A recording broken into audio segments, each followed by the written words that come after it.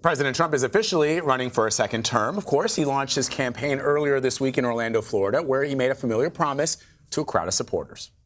Many times I said we would drain the swamp, and that's exactly what we're doing right now. We're draining the swamp.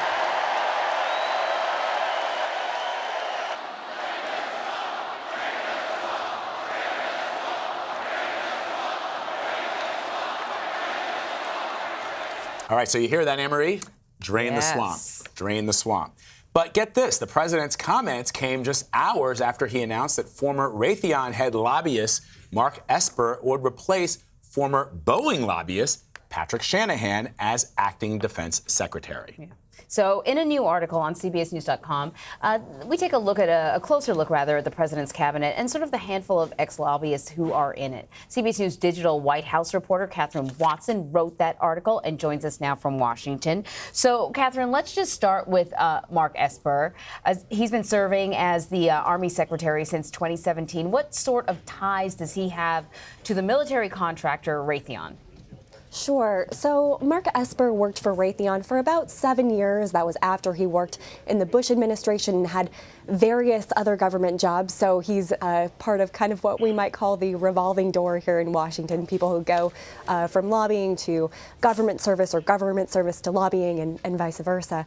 So he obviously, it was a couple of years ago, less than a couple of years ago, that he left Raytheon to be confirmed as the Army Secretary.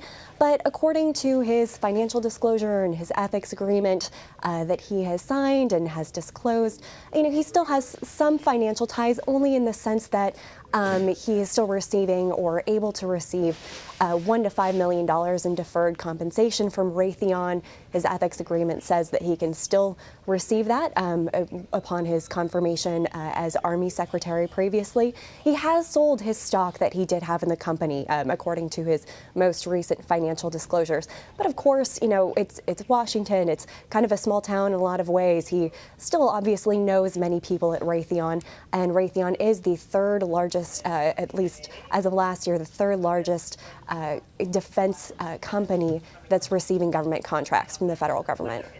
Okay, so clearly this would all be legal, crossing all the T's, dotting all the I's, but you're right that the Trump administration has enforced a sort of ethics pledge. So there's the law, and then there are ethics for any appointee who joins the president's cabinet. Walk us through what the Trump administration ethic pledge looks like. Sure. So as you played that clip earlier, Trump campaigned on draining the swamp, on getting rid of special interests, said he was going to impose some restrictions on lobbying. So about a week after he came into office in 2017, he did sign an executive order that banned anyone who had worked in his administration from lobbying anyone in the federal government for 2 years after they left the administration, as well as anyone in the agency that they worked for 5 years. There were also some additional stipulations on anyone who'd been a lobbyist in the last couple of years, like Mark Esper, dealing with the company or even just the sector that they would be dealing with while working in the Trump administration. Some details on that, but essentially saying you can't significantly participate in the work that you were previously doing for a couple years after coming into the administration. So that's all been laid out, but actually, as ProPublica had a really great piece a couple of months ago analyzing how at least 33 former Trump administration officials are either now registered lobbyists or are working in lobbying in some form or another. There are many positions where someone can be working for a firm but not necessarily be called a lobbyist. So it's not like this has necessarily been enforced, and the president can sign waivers for anyone he wants because it's an executive order and not something that's been passed by Congress. So let's go back to what we heard right before we started talking to you, that drain the swamp chant. Clearly, it's something that his supporters appear to be enthusiastic about, but as you point out, that's not exactly happening. So, perhaps the question is, do his supporters actually care who the president appoints to these positions? Are they sort of plugged into this sort of stuff? Or, you know, I don't know, could this come back to bite him during re-election? He's going to be campaigning. He's going to be taking, you know, criticism from his opponents. What, you know, what's your take on it?